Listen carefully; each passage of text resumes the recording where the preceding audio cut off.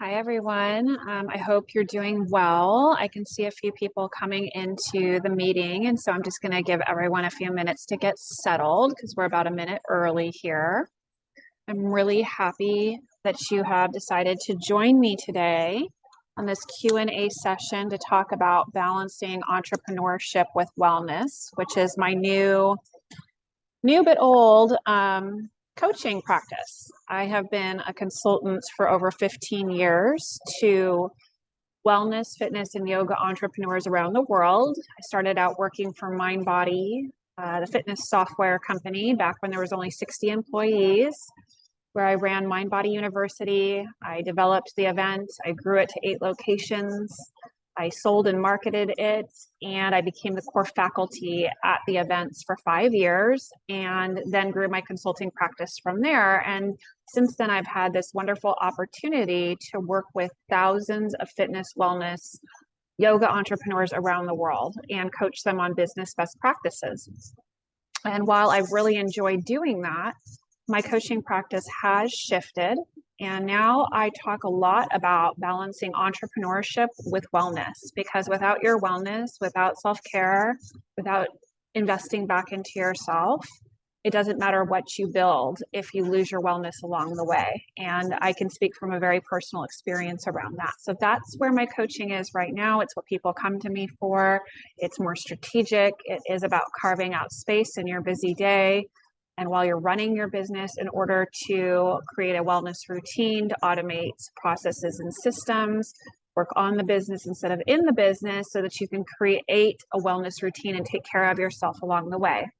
I think what most entrepreneurs forget is that they're the very heartbeat of their business. And if they go down, like if their health and wellness goes down, then the business goes down. And they wonder why they're not successful. And meanwhile, they have 25 different symptoms that they live with every single day. Their relationships are suffering. They don't work out anymore. They don't practice.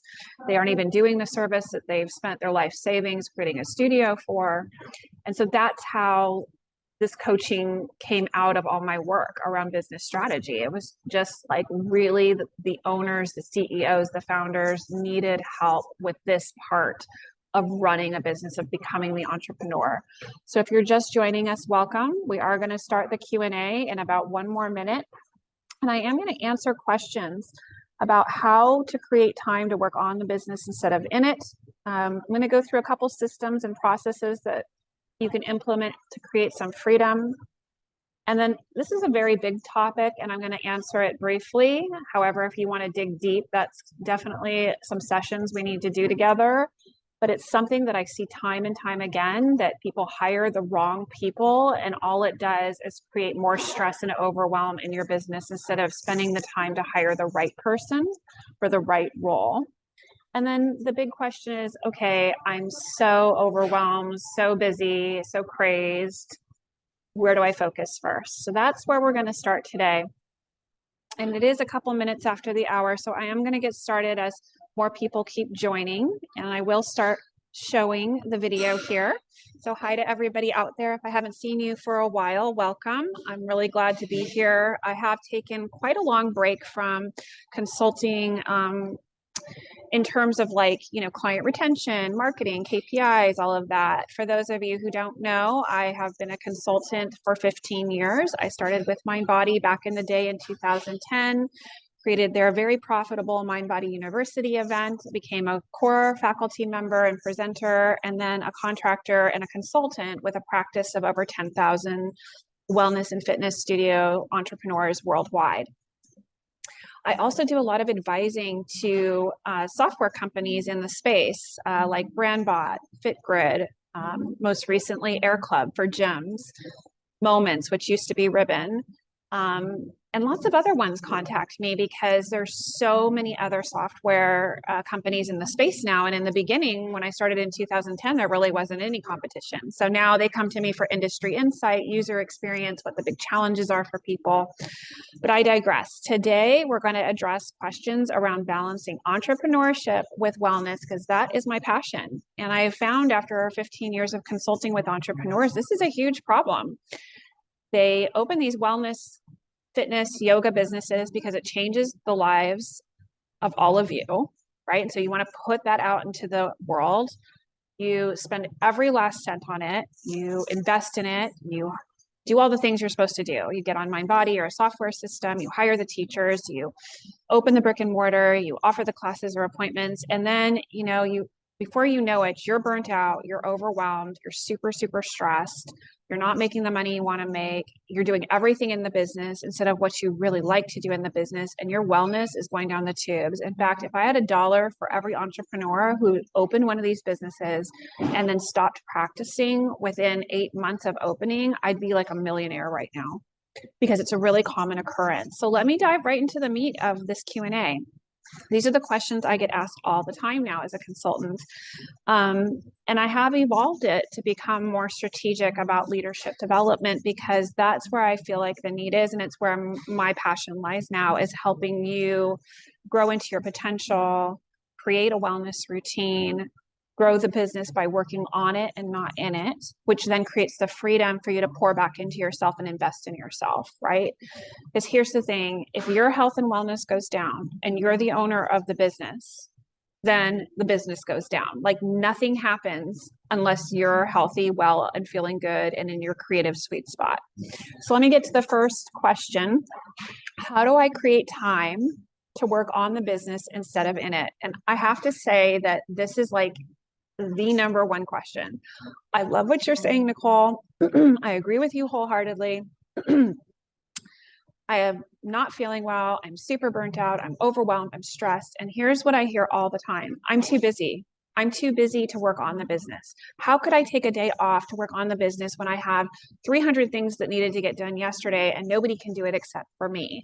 In fact, if I take time off from the business will fail. So how will I find the time to work on the business when I have to be there every second of every day, even at night while I'm sleeping, to deal with everything that goes on there?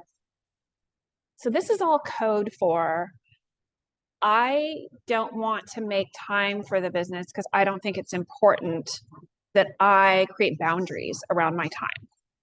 I don't have anybody to delegate to because I am not honoring myself enough to create structure around my days and limits with my clients, my staff, and the demands of the business. That's what this is code for. And so the way you create time to work on the business instead of in the business is you have to schedule the time to do that. Just like you would schedule a doctor's appointment, a vacation, time to see your child's soccer tournament, getting your hair done, all the things that somehow you make happen in your life, it's because you've scheduled it and you've prioritized it. So the same is true for your business. If you want time to work on the business instead of in it, then you have to schedule the time for that. I'm going to give you an example. You may decide that for your business, that Mondays and Fridays are going to be only creative admin days, and that Tuesday, Wednesdays, and Thursdays between the hours of 8 in the morning and 4 in the afternoon, you're going to be available to be on site, to be the leader there at your studio or at your business, to have face-to-face meetings, to deal with the clients, all of those things. That's a way of creating a schedule that allows for 2 full days for you to work on the business instead of in the business. Now, will that work for everybody? No, that's just the way I structured my consulting practice, so that clients can only reach me between the days of Tuesday and through Thursday. And because I have a daughter who I want to drop off and pick up every day from school while she's still in school, my hours were from 10 to 2:30 so that I could pick her up at 3 o'clock. That was important to me. Whereas Mondays and Fridays were my admin creative days. Those were the days that I did administrative work. Maybe I did a little bit of work with an accountant, or I did the working on the business, which was like thinking about where I wanted to take it. For my consulting practice, it meant developing an online course. I had to create content for that. Maybe it's working on your Instagram, or maybe you have a podcast you want to work on, or maybe you're going to do a new location, or maybe you're going to develop a training, or maybe you're going to open 3 other locations and franchise your business. So that Monday and Friday time period becomes the time for you to not be constantly available to the demands of your clients, your staff, your vendors. You are unavailable on those days. That's only a sample schedule. I get that for some of you that wouldn't work, but what I'm telling you to do to create room in your work week is to create a schedule that allows for some structured time that's just creative time. Because that's what working on the business instead of in the business actually means. It means being the visionary. It means being the creative force behind the thing that you built. It means being the leader you want to be. It doesn't mean stocking the toilet paper, running a staff meeting that your manager can run, dealing with every single client email at every second of the day, and then getting notifications on your Apple Watch on the weekends. It doesn't mean dealing with vendors after hours when you're supposed to be picking up your child from school, or having your phone at dinner every single night with notifications going off all through dinner so that you can't even have a conversation with your family because you're constantly being pulled in by the demands of your clients because you haven't set boundaries around that.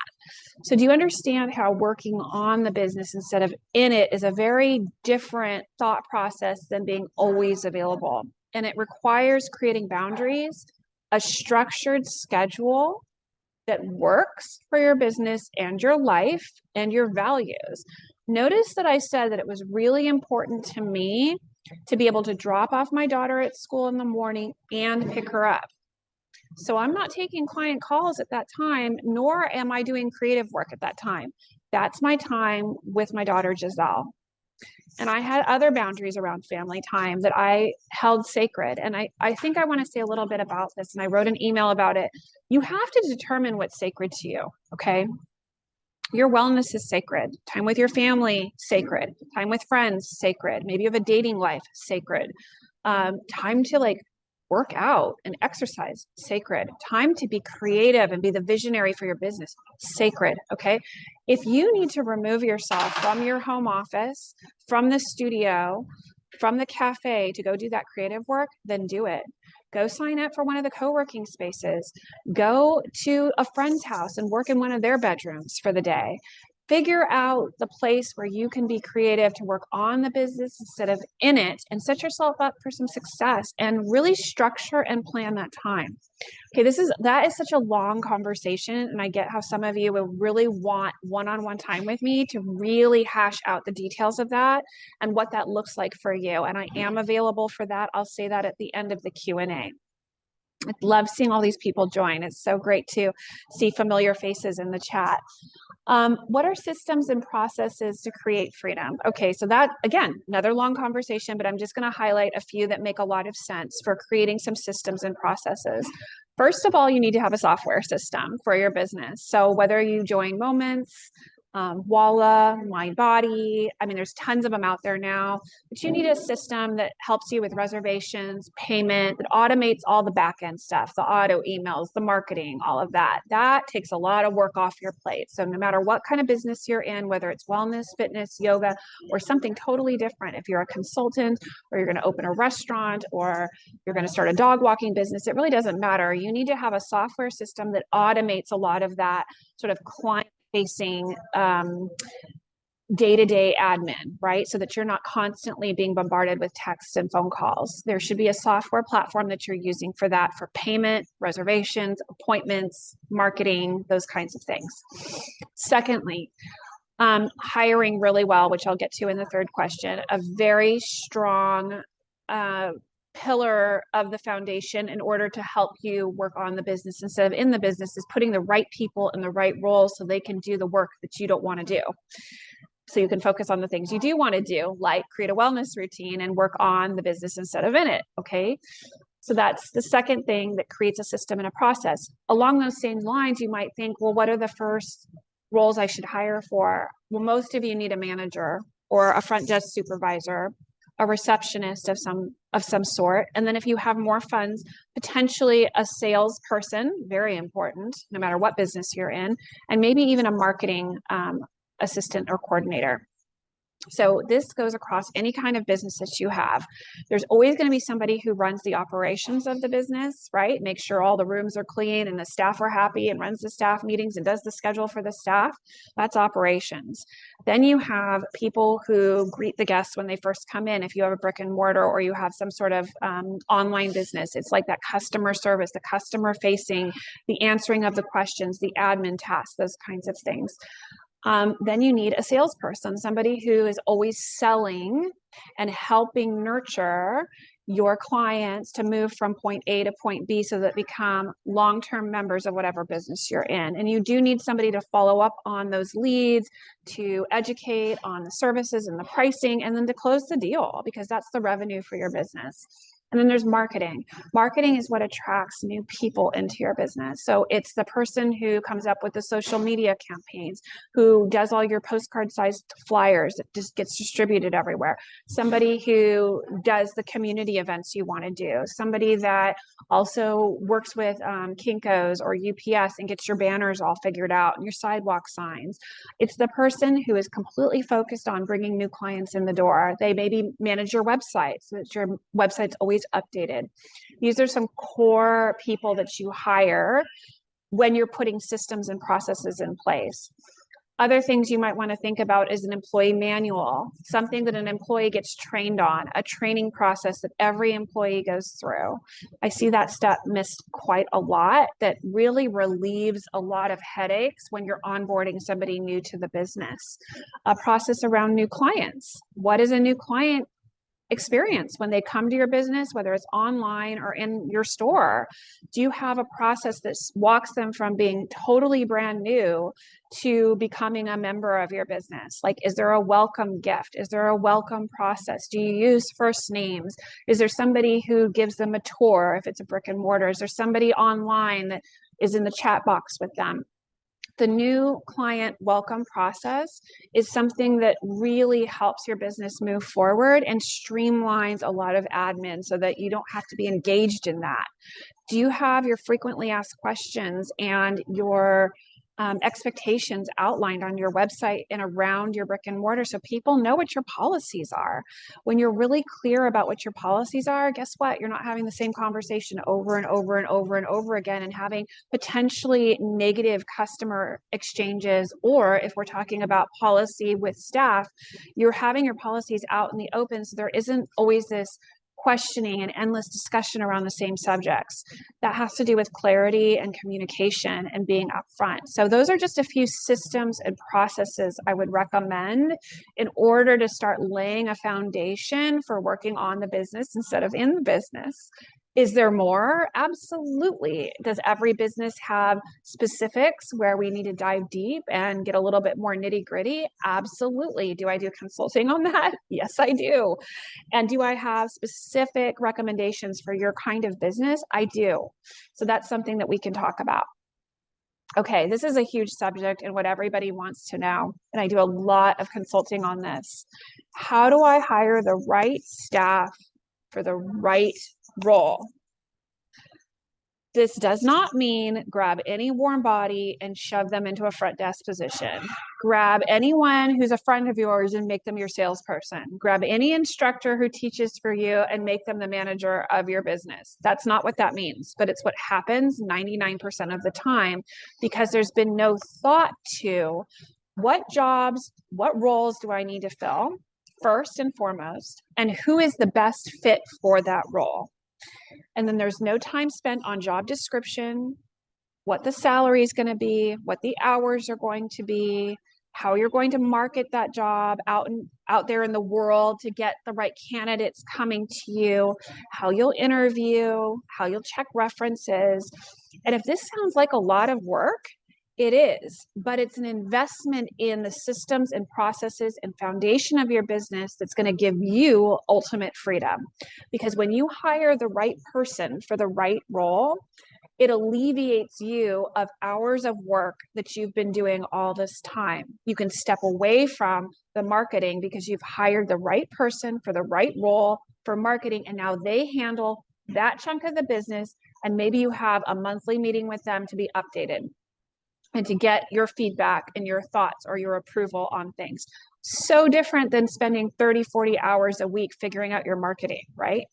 So hiring the right person for the right role. I said a lot of things quickly. Here's how it starts. First, you got to identify who you need to hire first. I've been through a lot of roles that are pretty like standard for any business, right? So let's pretend you got to hire a salesperson. The very first thing you're going to do is you're going to go online and search, Google salesperson job description for a yoga studio, for a fitness studio, for a gym, for a CrossFit, for whatever kind of business you have. Get all the job descriptions and look through them. There's no point in reinventing the wheel. People have already written job descriptions for the role you're hiring for. So go ahead and just look through them. Pick one or two that look good, that have all the things that sound pretty awesome to you if somebody would take that off your plate. Copy and paste them into one document on your computer. I use Google Docs. I like Google Drive for everything. And then edit it so that it makes sense for your business. Not everything you find in a sample job description is going to fit your business. So you need to edit it and go through it and reword it a little bit. Then ensure that you put in the pay, which, by the way, for a salesperson, it's always a base salary, say $20 an hour, plus a commission for every membership sold, okay? Nobody who's in sales will get a job with you or want to be interviewed by you if you don't have a commission-based structure and a base salary. Salespeople are used to making commission. That's why they are good at sales, and that's why they go to sales type jobs, is to earn more money than what the base is, because they're used to generating revenue and getting rewarded for it. So it's a base salary of anywhere from $15 to $20 an hour. You can do some research in your community to see what the base normally is for a salesperson. And then you want to choose like anywhere from $10 to $30 per membership sold. And that's a whole conversation about how you measure that, how you track that, all of that. But you always want to put payment information in there and any perks and benefits that you offer with the role. Make sure you put your email where they can send a resume, what you require, if it's a resume, a cover letter, why you're interested in this position, your location, your phone number, your website. I mean, make sure the job description has all the information on it so that everybody knows who they're applying to, what the job is for, and what the expectations are, and what the pay could be. Now, you're going to get a bunch of resumes, hopefully, if you advertise it correctly. So Craigslist, Indeed, on your website, taped to your front door so everybody who walks by can see that you're hiring, in your email newsletter to all your clients, in the changing rooms, or if you have a boutique, in the dressing rooms. I don't care, just somewhere inside your store you're going to put it. At the front desk, in a picture frame, we're hiring. On your website, we're hiring. In the newsletter, we're hiring, right? So you're going to advertise it everywhere on a lot of different platforms and places. And then you should receive some resumes based on those efforts. Once you get the resumes, you're going to go through the resumes and see how they match up to your job description. You're going to pick a couple that look good, and then you'll contact them via email to set up a 20-minute screening call. And that's all it is. It's literally just a get to know you call to see if there's a fit and to kind of get a better idea of personality and experience before you move to a full interview. Once you get through the screening, then you schedule whoever you want to schedule for a full interview. That might be a 30-minute in-person or Zoom call. You may want to involve your manager or your partner in that call. And this is when you want to have some questions.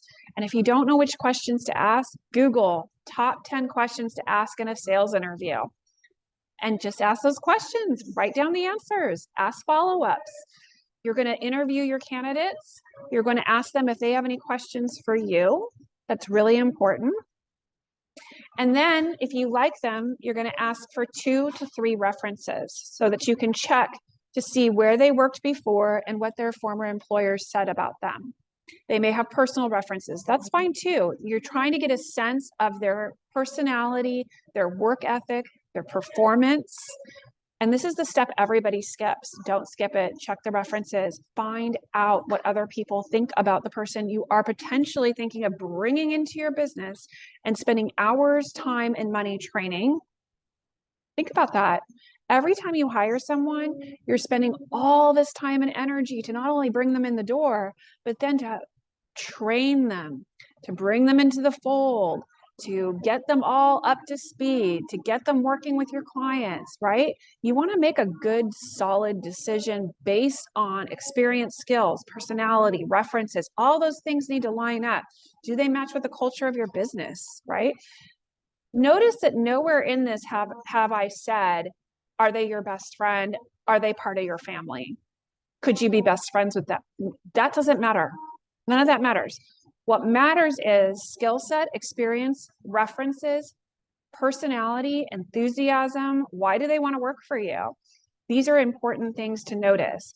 Does their experience and the things that they've done match the role? Not, do you like them? Yes, it's great if you like them, but that's not the criteria for putting an instructor in a sales position when they're qualified to teach and not sell. You have to look at who you're interviewing and what the role is for and match that up. Okay, you're going to save yourself a lot of money and time, and eventually it's going to create freedom for you to work on the business instead of in the business, and to pour back into yourself through your wellness practices and filling your cup up and exercise and nutrition and all the things that you need that everybody sacrifices when they become busy.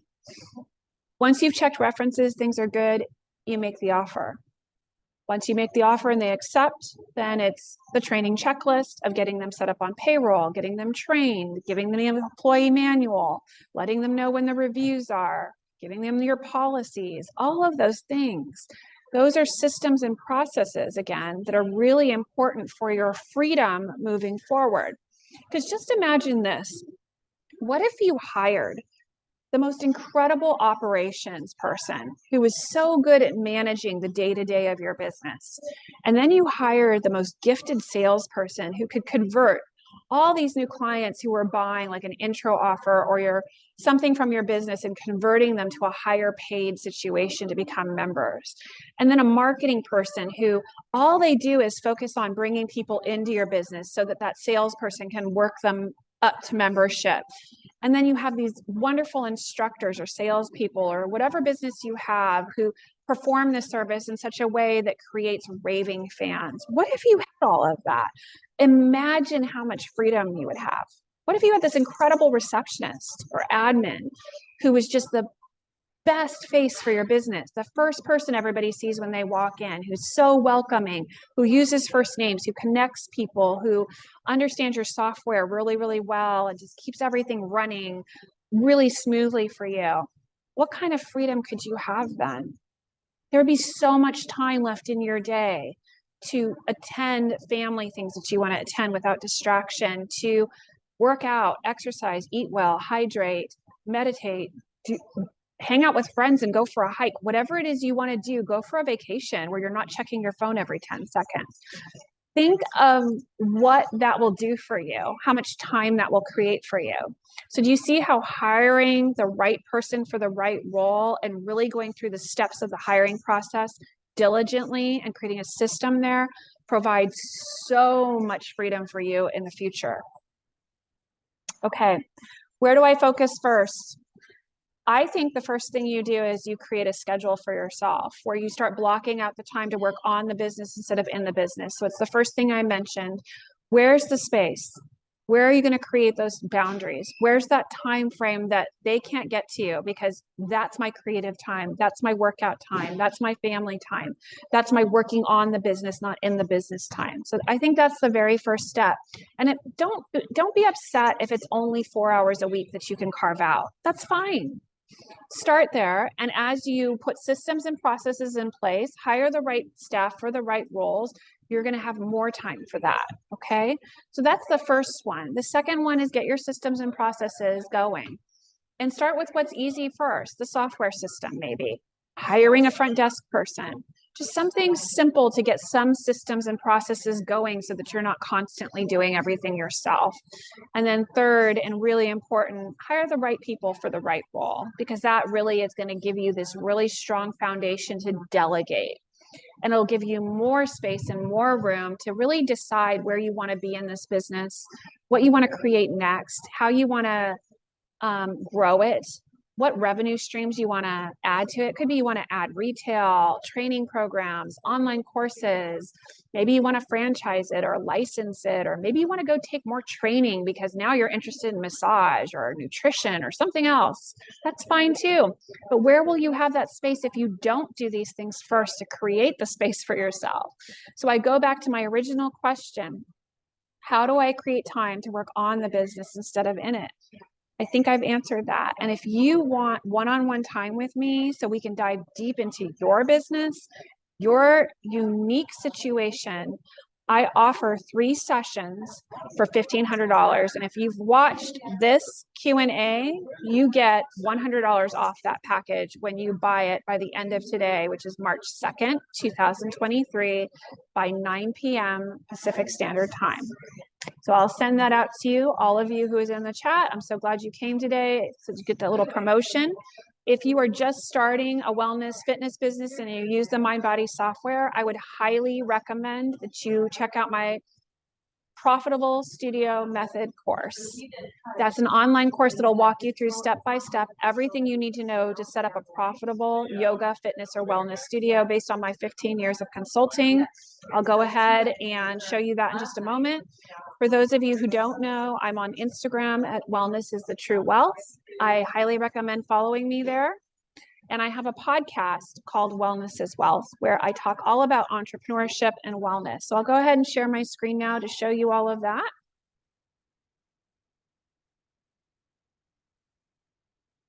Share screen.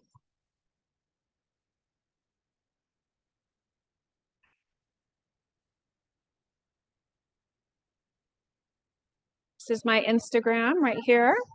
Wellness is the True Wealth. That looks a little weird, but go ahead and follow me here. And you'll see right here in the link that you can sign up for my podcast here, right here. It's in the link in the bio. You can sign up for coaching here. You can get on my email list here. All the things with me, my consulting sessions and packages are here. So follow me here because I do post a lot here on Instagram. I'm going to show you my website. If you want to get my Profitable Studio Method course, that's here on my website at NicoleChateau.com. You go to Profitable Studio Method course. And if you scroll down, you'll see a lot of information about what it's about, what's included, and there's a buy now, which will take you right to the course. It's taking a minute to load.